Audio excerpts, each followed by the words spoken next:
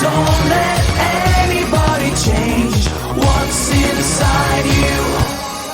It's alright. Hi everyone, thank you so much for watching Shiva Baby. My name is Shayna Macy Warner, and I am NewFest's Assistant Programmer and Community Partnership Coordinator. I'm so excited that you could join us today for our Q&A with the amazing writer-director and also some of the cast of Shiva Baby. So here we go, yay! Hi everyone. Hi. Hello.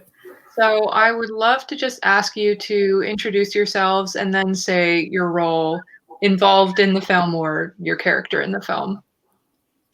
Sure. My name is Emma Seligman, and I wrote and directed Shiva Baby. My name is Rachel Sennett, and I play Danielle. My name is Molly Gordon, and I play Maya. Yay, we did it. Thank you so much for all being here. I was like, ooh, I wonder if we'll get like a really nice smooth one. We did. That was amazing. Good teamwork. So I would love to ask everyone, for Emma, how did you start coming up with this project? I know it was first a short, and if it was originally intended to be a feature, and then Molly and Rachel, how you became attached to it. Sure. So yes, I made it a short in college in my last year, and it came to be because I wanted to, do the classic thing of writing what I knew and setting it, in a community that I understood, and sort of drawing from the anxieties that I was having at the time. So I set it at a Shiva because I thought that was a funny, kind of family function that I grew up going to quite a bit. And it kind of provides like a ironic, like dark sort of, tone already. And I wanted the main character to be a sugar baby because a lot of sugar babies went to school with me and Rachel. And it was a huge part of the subculture of going to school in New York. And a lot of my friends did it. And I thought putting a sugar baby at a family event with her sugar daddy would allow for like a lot of anxieties that were personal and internal, but also external anxieties from your family and your community to clash, and sort of having a person have to face different versions of themselves. So I made the short, and then, we were very lucky the short had some success, and we used that to try to make the feature, which I always wanted to do, but I wasn't sure, if it was going to work creatively. And then also, if we could get the funding and whatnot, but it did work out. I'm so glad it did work out. Thank you. How I got attached to the feature. I did the short, and that's actually how I met Emma. And I feel very lucky to have met her. And we just had so much fun doing the short, and then went to South by together. And Emma wanted to keep me in the same role for the feature, which I felt like lucky, because I think there's maybe sometimes like pressure to put in somebody who is more successful or known or something. And Emma like believed in me and kept me on for the feature. And I felt like very lucky to have been a part of it, because she's obviously so talented. And yeah, that was the whole question, right? I forgot. Yeah. Oh yeah. Your question was a little different than mine, so I was like, wait, what's mine? But No, you got it perfectly. That was, yeah. You're like, I also wrote it as well. So I had the idea. Yeah, no, but okay, that's it. I also want to apologize that I think we could hear my father yelling when Emma was speaking, so I'm very sorry. No worries. I'm glad. My cat is trying to get out of the room, so we're all in this together. I felt so lucky. I remember I was on the subway, and I got an email from my agent. It was like, you're offered this movie called Shiva Baby.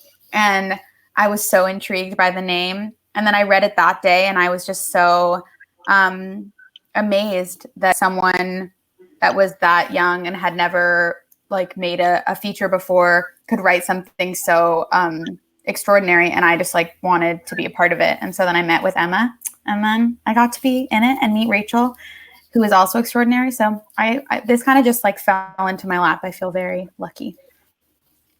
Yeah, no, this is such an impressive feature debut. Absolutely. And I Thank think, you. of course, all of you and the rest of the ensemble made it just such an impressive film. And we're all able to keep up, Emma, with your incredible dialogue. That script is something else. Thank you. And I just wanted to say, as I was watching it, I was like, how is everything internal and external at the same time? Like, it's amazing. Thank Um, you. and I would love to ask, because you talked a little bit about this subculture of sugar baby and how that, I mean, that's something that is really important for a lot of young people who are accruing massive debt, who are maybe not really sure what they're going to be able to do. And there's such an interesting conversation and kind of an evolution of conversation between Rachel and Molly, your characters. And I would love to ask, what was the decision? Did you have like a very distinct decision it's going to go this way, that first there is some like whorephobia and kind of strange feelings about sex work, and then it becomes really expansive and like resolved interestingly in a very kind of short time. And I was wondering, was there a specific directive that you kind of felt like there has to be something very uplifting and this conversation has to become one of understanding?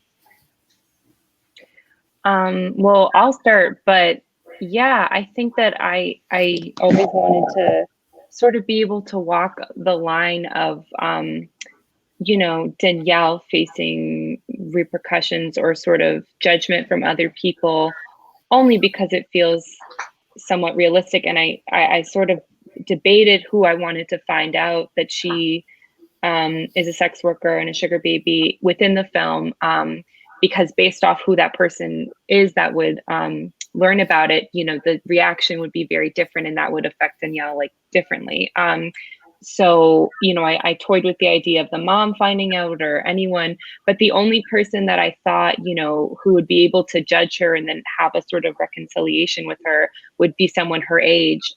Just because, at least with my experience in my community and with my parents, like there is still some like whorephobia and just misconceptions and whatnot. And I wanted to make sure that the audience didn't feel like the film was judging her or, that the narrative was judging her.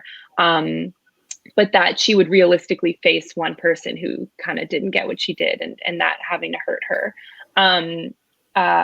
So, I wrote that to be Maya, but then it was actually Molly's idea, after she literally calls her a whore.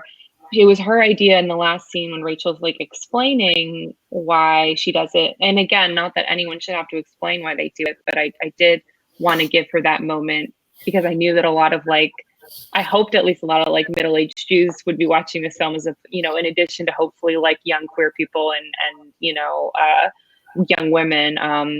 So I wanted to give her that moment. And it was Molly's idea, when we first met about it, to give her a line or something that just said I didn't think about it that way, or which is I think what we wrote. But I'm so glad that Molly did suggest that, because then otherwise she's ending up sort of an interpretable way with a character that just judged her for it and didn't sort of come around to understanding it and apologizing for it. So apologizing for judging her. So that sort of, it was an evolution, I think, for sure. But I remember Molly, because Molly, Rachel and I went to NYU and knew a lot of sugar babies and stuff. And Molly was just sort of like, did you know girls who did this? I'm just so intrigued. So Molly's curiosity about the world allowed me to fill out her character, because not that Molly's like Maya in, other ways, but she had that sort of outsiderness to that world that I think they shared as a character and an actor. So I think we got to round it out between the three of us. But I'll let Molly and Rachel speak to that, because I do think it was a tricky thing to navigate. Yeah. Do you want to go, Rach? I was just gonna talk about that scene and that conversation, how we all before we shot it, sat down at that picnic bench in the There were back. bugs everywhere. Yeah, we all got I like eaten by the pulled them. bugs. Yeah. I pulled them aside because we had to just get the scene right. But Go ahead. No, I was just gonna say it was so great, like talking that out and talking about like having that conversation and how you're right, you shouldn't have to explain, but like giving her the opportunity to be like to explain her reasoning behind it. And I thought that talking out the dialogue before and working that out was like one of my favorite moments of shooting because it felt so like collaborative and just like we really, I think, got what you wanted to say. You know what I mean? What you wanted to explain or to like explain her reasoning. And I also love that it's not some big long conversation of like, and this is why I do it, and this is why you judge me. It's like it's so simple, and so real. And also so much of people's judgment comes from just not understanding something. And I loved that they're trying to meet on the bridge to have more understanding. But also they are just different people, and maybe one of them would do something like that and one of them wouldn't. But I also I don't know if Maya was put in that situation, what her decision would have been after that conversation. But I loved, the collaborative nature of this movie was so beautiful. And I just think, it's just, just people just judge things because they simply do not understand. And I think she toes that line really beautifully. Emma does. Thank you. Definitely. I really enjoyed how it wasn't all sunshine and roses, certainly with that conversation. Judging from the rest of the tone of the film, that probably wouldn't have made that much sense. And actually, Right. in that vein of things, so taking all of the different sort of aspects of the film together, sometimes it really reads like a psychological thriller. And it's just scary and horrifying, and the score and the set, everything, all these very kind of impressionistic lenses that you're shooting through. And I was wondering how it felt to shoot some of those more anxiety-provoking scenes. Did you communicate the kind of end feel that you wanted, that this really was going to be such a high-stakes kind of episode in this character's life? I think it evolved piece by piece. I certainly definitely wanted the movie to be about anxiety. And I think I knew early on that I wanted the anxiety to be the main thing that hopefully got the audience to stay watching this movie in one day in one location, because it could get so stale so easily. But I think it evolved slowly. In the writing process, I watched Krisha, Trey Edward Schultz's first movie, because it took place in one day in one location. I watched a lot of other Jewish romantic comedies, but I was very interested in films that took place in one day in one house. So that was a huge influence. And then working with Maria, our incredible cinematographer, I just brought her a lot of anxiety references. And I was like, I think, the obvious comparison with this movie right now based off the script is Obvious Child, or these other sort of rom-coms that toe the line of taboo subject matter. But I want to shoot it just opposite to that, so that we can not be different, but just stand out a little bit more. So I used a lot of anxiety film references for how we're going to shoot it. And then as we were shooting it on set, it would creep in more. We would choose to go even further and, use for the baby shake scene that, we went even further with that than we thought we would. And then, and I didn't think I was even going to have a score. And then we had a score. And then ultimately it all just kind of came together piece by piece as this sort of psychological take, psychological thriller. I didn't always intend it to be that, but it just sort of evolved into it. And then I was so glad that we got to kind of complete it with that sort of subgenre or whatever, of getting there. Yeah. Wow, that's amazing. Thank you for letting us in on that process. Because it at its current stage, its final stage, it definitely looks completely seamless, and it's really nice to kind of hear about how much it took to create that. And then I would really like to know, I guess, Molly and Rachel first, and then Emma, because I don't think I want to skew these answers too much. Do you have an idea of where your characters would be now, or do you have hopes for them for where they would be? Ooh, such a good question. Yeah. Well, I guess I'm like now. You mean like just a year out from the film, or like in the pandemic? I'm like, there's so much. Either one, sure, yeah. She's wearing a mask. She's wearing a mask. I love that. No, I feel like Emma and I think we talked about. I think that the day for Danielle was a turning point, and if she had not gone, there were like a couple points in the day where if it had ended at that point, she would have gone home and like smoked a bunch and then been like, I'm fucking depressed, like this sucks, but it wouldn't have changed.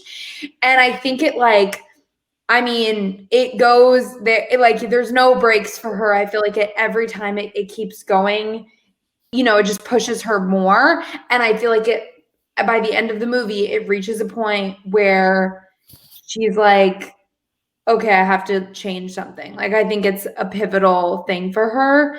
And I also feel like there's a feeling of, I think we talked about this too, Emma, like relief that she's, like, I think Max is maybe a little bit more set in his decisions. I think she's still young and she gets to maybe make a change. And I feel like she does in the future. Yeah. And I hope that she just continues with, you know, how she ends the movie with being more open to not being as judgmental. I hope she just continues that for the rest of her life, because I think she's a very smart, wise woman, but I think also she probably leads a lot of her life in a little bit of like judgment. And I would hope that day kind of sobered her to kind of be more open to how different people see things, and to be more direct with her wants in life. I feel like I think she really, really likes Rachel's character. And so I hope in her life she more goes for it and really explains how she's feeling. I think our generation can be quite passive and kind of mean to each other when in truth they're just like, I fucking love you. And I hope she continues to be more open.